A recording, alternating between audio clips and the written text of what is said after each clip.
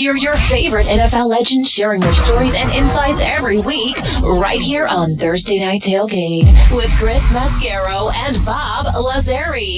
Take it away, guys. The door is locked. There's no way out. And now back with us and making his ninth appearance here on Thursday Night Tailgate is former Bengals, Vikings, and Panthers defensive back and TNT guest Hall of Famer Leonard Wheeler. Let me remind you about Leonard's background. He is from Toccoa, Georgia, which is about 90 miles northeast of me here in Atlanta. Played his college ball at Troy University. Was a third-round draft pick by the Cincinnati Bengals in 1992, and he played in the league from 92 to 99. And after retiring, he served as the president of the Charlotte Retired Players chapter of the NFL Players Association. He is also on the former Players Board of Directors for the NFLPA. He is a national speaker for NFL Play 60. And Leonard was literally guest number 14 on this show way back in December of 2011. We always have so much fun when he is a part of the show. He has become a wonderful friend, and we are very honored he is back with us again tonight here on Thursday Night Tailgate. Hey, Leonard, Chris, and Bob, Happy New Year, my friend. Hi, How Leonard. are you? Happy New Year, guys. How you doing? They're doing Oh, we're fantastic. Thank you, Leonard. So, Awesome, man. Leonard, Thank I got to you so get much. your thoughts. Okay, I'm ready. Go ahead. No, I'm ready. just say I got to get your thoughts on what you saw this past weekend. You know, we got two teams in the Super Bowl. We could have very easily had the other two in the Super Bowl. Your thoughts on what you saw from the conference championship games? Well, football is just not fair at times. And I'm sure that the New Orleans Saints fans are upset with the call. You can go back and you could point at so many different plays that maybe should have been called, or something should have went this way or went that way. I think at the end of the day, you can't wipe away one or two plays. You have to take the entire game for what it is. And I think at the end of the day, you can never count out Belichick and Tom Brady. The Kansas City defense, unfortunately, they just did not get it done like the offense was doing. But if the offense would have stepped up a little earlier in the game, maybe you would have had a different outcome. And so I just think that at the end of the day, both teams won fairly. I really believe that. So, Leonard, we saw an egregious pass interference call not made. Right. But, you played defensive back in the league for a long time. Talk about, the difficulties in playing defensive back. One of the things that Bob and I have talked about over the course of probably the last couple of years, Bob, is perhaps playing defensive back in the league right now might be the hardest thing to do in all of sports, because every rule is going towards the offense, right? We saw a roughing the quarterback call when someone just touched Tom Brady, right? So everything is stacked towards the offense. What do you think about, is defensive back the hardest thing to do in all of sports right now? I think defensive back was the hardest thing to do from the beginning. But, maybe I'm a little biased because people say it's quarterback, which I can totally understand the argument there. But I think physically, running backwards, I remember when I was in the league and they came out with the 5-yard rule. And even the 5-yard rule, when they came out with that rule, it was very difficult for us because when you're used to touching someone 10 yards and 12 yards and 15 yards, now you have to detach at 5 yards. It makes it really tough physically, mentally, emotionally. I mean, it really makes it tough. It actually really makes it tough. And so given now that it's even a more offensive game, I mean, let me tell you, brother, you have to have some real skills to be able to cover a receiver today, given how fast they are, how big they are, the schemes that they put together. It's tough, man. It's really tough to be a defensive back in the NFL right now. So I'll be with those guys at the combine, my defensive backs. I look at them like Marines, though. At the end of the day, I think we're the strongest, the toughest, and the meanest on the field. So, Leonard, if you were coaching, one of your students to play defensive back, now all of a sudden you're playing against the Patriots, And you're looking against, Rob Gronkowski, right? We saw Eric Berry, who's a great safety, been a great safety for a number of years, try to match up one-on-one with Gronk and just couldn't do it. Right? And then you're looking at Julian Edelman, another guy who doesn't have blazing speedo, by the way, but always seems to get open, whether he's running a drag route or a little out route. Those two guys are where Brady's going to go with the ball, and he seems to be able to, it doesn't matter what you try to do. How do you try to cover both of those guys? First of all, you have to respect these guys' skill, their talent, right? When you look at Edelman, you think about like a Steve Largent back for Seattle. When you look at Gronkowski, you think about a Tony Gonzalez, even though he's a little taller, but they created the same difficulty when it came to the matchup. What you have to do with these guys is that you have to respect the talent. So you have to put a safety on top. First of all, I love Eric Berry. Great player, but Eric Berry, they're spreading you out wide so that they can throw it to Gronkowski. Coach, put a safety over top. Or either put a corner on him, like a dime or nickel corner, and put Eric Berry over top. You have to double those guys right now. Bob, questions for Leonard? It's great to speak with you as always, Leonard. I want to ask you about your indoctrination into the NFL. And your first coach, as we talked about before, Leonard, was David Shula. And, maybe to me, Leonard, when you have the last name of Shula, it could be a curse. And David did not really have much success in Cincinnati. And of course, trying to live up to Dad's name, it's just so hard. Maybe he was one of those coordinators that should never have become a head coach, but just wanted to get your memories of him and what it was like to play for him as a coach. Well, first of all, Bob, we started off 2-0, okay, buddy? So we were undefeated. Right.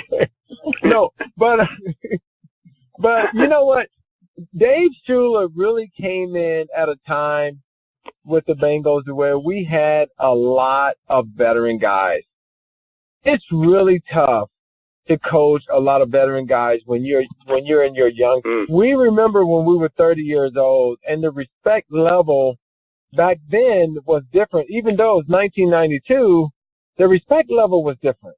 I mean, it just was. I mean, you had Boomer Esiason, you had Tim Crumry, you had Anthony Munoz, you had Ickey Woods. I mean, he came in at a time to where it was tough. It was really tough for him. And even though he drafted us as younger guys, it's almost like having the baby boomers and the millennials. You know what I'm saying? So you have two different types of people that you have to coach and manage and try to figure out the emotions on both sides. So my experience with Dave, I am so grateful because he drafted me. And so I'm really happy that he had an opportunity to come into the NFL because I ended up on the Bengals. And Leonard, as I talked to E.J. Jr. about him playing in St. Louis, a so-called baseball town, Cincinnati has been synonymous with baseball, especially back in the 80s and 90s, et cetera. Talk about Riverfront Stadium and the experience of just living and playing in Cincinnati. Oh, man, you guys are trying to get me in trouble. Remember, Leonard, you're the guy who introduced us to the Nasty Natty. Oh, my God. You're the one who gave us that really? one. I'm like, really? Did you just ask me that question? All right. So, back, Riverfront Stadium was Finney Field, Riverfront Stadium, the Cincinnati Bengals organization, the city has upgraded a lot since 1992 when I was drafted. I went back there last year, a couple of years ago, and it's totally just upgraded itself. I mean, the guys, the ownership, Mr. Brown and Katie and all of them, they realize now in order to compete with the teams that are out there now that are upgrading to new stadiums, et cetera, they are starting to realize that it's important for them to upgrade what's around them because these young players are looking at that. Like, I mean, they are saying, I'm going to come to your team, but what about my family? What about the city? How does the city look? How are the school systems? And when I was there, Riverfront Stadium, even though they had went to the Super Bowls against the 49ers, et cetera, there were a lot of things that they hadn't upgraded yet. And so I think now what they're realizing over the past 10 years is that we have to upgrade in order for us to compete. Leonard, when you joined us last summer, you were really high on what you were expecting from the Carolina Panthers for this past season, and rightfully so. They were coming off an 11-5 season in 2017, tied for first in the AFC South with the Saints, but a 7-9 season, one that included, losing 7 games in a row before winning the last game against the Saints, which was sort of meaningless. It meant nothing to the Saints at that point. But you thought, what's gone wrong with the Panthers? What do they need to do differently going into next year? I think they just have to regroup, to be honest with you. I think, Cam looked like, really, I think he was playing injured. There were a lot of dismantling on the offensive line with injuries. I think they're going to have to go out and hit the free agency market and really create some great draft picks. I was high on them for a reason. I mean, them winning so many games in a row was evident that they were really going in the right direction. And even though I might be a little biased because I'm a former Panther, I think that I was, I had the right bias because they were winning. But then something just happened. I just saw a lot of incongruency in the area of just communicating on the field. I mean, between the quarterback and the receivers, and I don't know, man, it was tough. Like it was really tough to finish watching the season the way it all unfolded. So, Leonard, with the Super Bowl coming, and you don't have a horse in the race, but who are you pulling for and why? Well, so I had picked the. Man, this is a tough one because I don't ever want to go against the GOAT, man. And because that Tom Brady, he knows how to freaking win a game. Belichick knows how to coach a game. Coaches coach, players play the game. And I don't know. I think Goff is a really good quarterback. He's had a lot of inconsistencies over the past week. He started off slow, but ended up really, really, really, really well. If the running back, if Gurley is not injured, which we don't really know if he's injured or not, he didn't really play in the game. He had 10 yards rushing on 4 carries. I don't know, man. It's kind of hard for me to go against New England. I might have to text you guys or social media you different. Yeah, it's early. It's early yet, and you don't really know what's out there. So, I'm going to be emailing you and putting you on social media blast because both of you turkeys have put me on blast today. It's on now. You do know that. That's fair. Well, so wait a minute now. You and I had a conversation about a week ago, and you were all about predicting something was going to happen. And you were going to be all over me for it when you got on the show. Okay. Okay, what was it? What was it? You were telling me that the Chiefs were going to win. You told me the Chiefs were going to win the game. Okay, I had the Chiefs and the Rams. Yes, you did. I did. I had the Chiefs and the Rams because I really believed that it was time for Mahomes to win, and I love Andy Reid, what he stands for. He's a player's coach. He's just one of those staples in the game that continues to be that mentor to so many different people, so many young coaches, just migrate from his tutelage, and he just does a great job. And so, I did have them. Thank you for putting me on blast yet again. That's number 5, by the way. But anyway, continue down the path, please. I'm just saying, you were telling me how you were gonna roast me all over social media because you were gonna pick the Chiefs. I never used the word roast. I never used the word roast. I said I'm gonna make sure that I tell the world. I never used the word roast. All right, so whatever. You are going to put me on blast on social media how you picked the Chiefs. And here we are. Fair game. Fair game. All right. So there you go. Fair game. So all right, so I have a question for you. You got to come clean. I have a question for you two now, Chris and Bob. Okay. Are you ready? All right. Yes, sir. Who do you have winning the Super Bowl? Well, I'm sitting here in a Rams jersey for calling out our good friend Jim Everett. I got my Jim Everett jersey on, so I'm clearly in the Rams camp. Now, and Leonard, you know this. I'm a big Steeler fan. There's no way in the world I can be rooting for the Patriots on just because of our rivalry with them over the last several years, plus the fact that we have 6 Super Bowl titles and they have 5.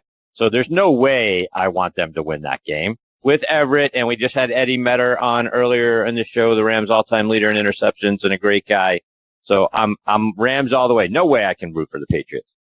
Okay, so you have the Rams. What about you, Bob? Right now, Leonard, I'm leaning toward New England just because of a lot of things you said. We will make our official pick next Thursday.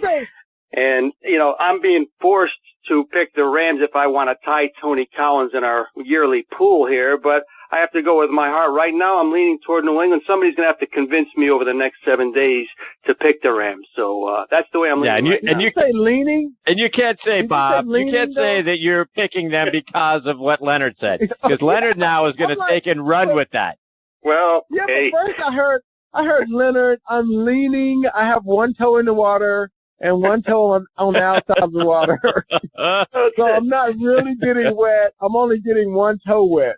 Come on, Bob. Wetter by the minute, though. I'm really getting wet on the, let's go with New England right now. And again, barring an injury or some kind of scandal, Leonard, we have to go that way.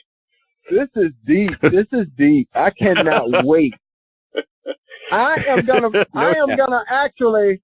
gonna jump on social media live from the stadium.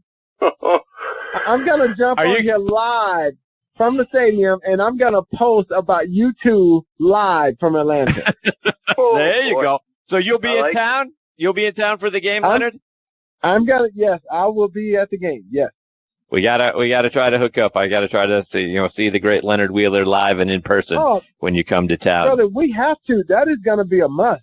I would love to invite you guys. I would love to invite you guys to be my guest at some point, too. So make sure that we stay connected because I want to connect. Now, I will be in town Wednesday through Monday. So Wednesday through Monday. So we have some days. All right. I look forward to it, my friend. Don't skip out on me. Promise I won't. I appreciate you, brother. There you go. Leonard, thank you so much for your time. It's always such a good time when you're a part of the show. We look forward to the next time already. So thank you for your time tonight and being here, and I look forward to the opportunity to catch up with you hopefully sometime next week. All right, thank you so much, guys. Thank you for all you do for us as former legends as well. We really appreciate you. Thank you. Appreciate you. Well, we appreciate you very much, Leonard. Take care. All the best to you and your family. Thank you. That is the great Leonard Wheeler joining us here on Thursday Night Tailgate, and you can see why he's a member of our TNT Guest Hall of Fame, Bob. So much fun every time Leonard jumps on. Yeah, even if he's been gone for a few months, it always feels like we just have another friend in the booth with us because he's top shelf as far as people, Chris. Yes, he is. All right, when Bob and I come back, we'll be turning on our Thursday Night Tailgate Spotlight on the Positive. We'll give you 2 more great stories about guys out there doing great things in their communities, and we're going to do that right on the other side of these words from our friends at the Salt Creek Golf Retreat and DP Quality Foods.